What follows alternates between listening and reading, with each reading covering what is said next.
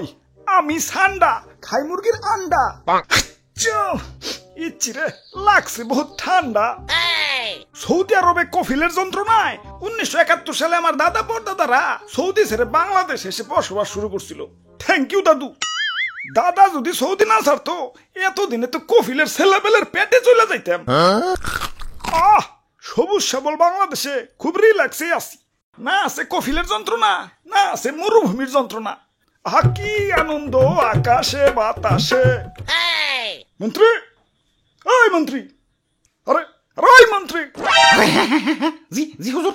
সারাদিন টিকটক দেখ লইব, রাত সবার কাম করবো কেঠা? তোমার জেঠা। আরে হুজুর দেখেন না, নেট দুনিয়া তো পুরাই ঠান্ডাময়। আপনি তো পুরাই ভাইরাল হয়ে গেছেন।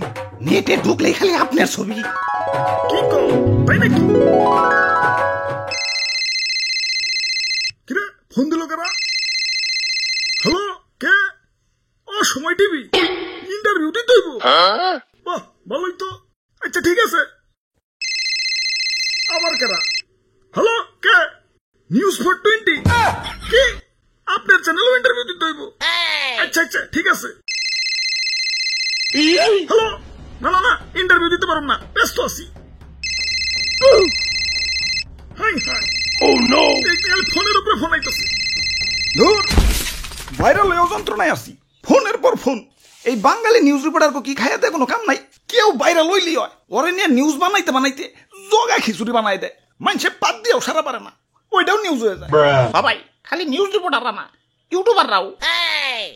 তাই ভাইরাল হয়ে ভালোই লাগতাছে, নিজের পুরো মেগাস্টার ফিল হইতাছে। সাকিব খানরে ফোন দিয়ে ক বরবাদ টুতে যেন আমারে রাখে। আরে হুজুর খবর কিছু রাখেন, বরবাদ টুতে আপনারা রাখবো, নিশ্চয় রাখবো।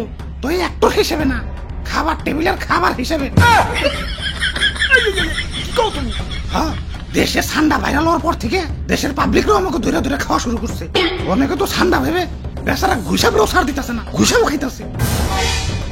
কি সৌদির কফিল কি বাংলাদেশে বললো নাকি? হুজুর এই মাত্র খবর পাইলাম, সুলতান দাইনে ঠান্ডা বিরিয়ানি চালু করছে।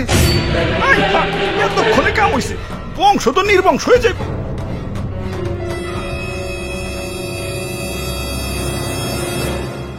না অনেক হয়েছে, আর না, এর একটা বিহিত করুনি লাগবো। মন্ত্রী, আমার সৈন্যদের প্রস্তুত করো, যা যা আছে সব কিছু নিয়ে এয়ারপোর্টে হাজির হও, দেশ ছেড়ে পলাই তুইব।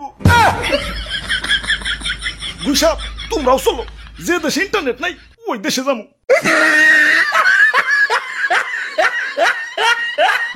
দাদু ওয়েদারটা সুন্দর না? পিকনিক করবার মন চাইতেছে। ওরে বাপুরে, আমি এর মধ্যে নাই। ইয়া গতবার আমাদের দিয়ে মুরগি চুরি করাইছিলে, ইয়া ধরা পইরা কি দৌড়ানিটাই না খাইছি। এই বুড়া বয়সে আমি আর দৌড়ানি খাইতে চাই না। আরে দাদু এত ব্যাকডেটেড হলে চলবো? মুরগি দিয়ে পিকনিক করার যুগ এখনো আছে নাকি? ফেসবুক চালাও না নাকি? বুঝছি ভাই, চাচা সান্ডা দিয়ে পিকনিক করবেন তো সেই মজা ভাই। কিন্তু সান্ডা পামু কোনে? সান্ডা তো মরুভূমিতে থাকে, এখন এই গরমে কি মরুভূমিতে যাবো নাকি? আরে দাদু সান্ডা ধরতে আবার মরুভূমিতে যাওয়া লাগে নাকি? বাংলাদেশের জঙ্গলেই তো অভাব নাই। তাহলে তাড়াতাড়ি চলেন ভাই, দেরি করুন যাবো না, আগে সান্ডা ধরে নিয়ে আসি। কই দূর দূরান্ত তো কোনো সান্ডা দেখতাছি না। খারাপ, ওই দিকটা একটু দেখে আহি। ধুর, সান্ডার আন্ডাও তো খুঁজে পাইতেছি না। চলো দাদু পোল্ট্রি দিয়ে পিকনিক করি গে।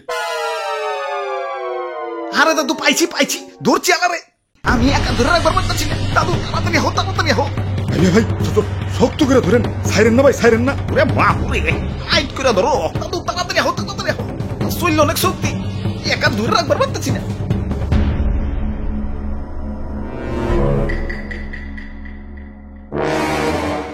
ওরে বাপুরে, কেমন জানি দেখা যায়। কুমির মনে হইতাছে না? আরে দাদু কি যে কও, কুমিরে তো ছোট নাকি? হ্যাঁ ঠিকই তো। ওরে বাপুরে, কুমির তো ছোট না, কিন্তু কুমিরের বাচ্চা কইলাম ছোটই।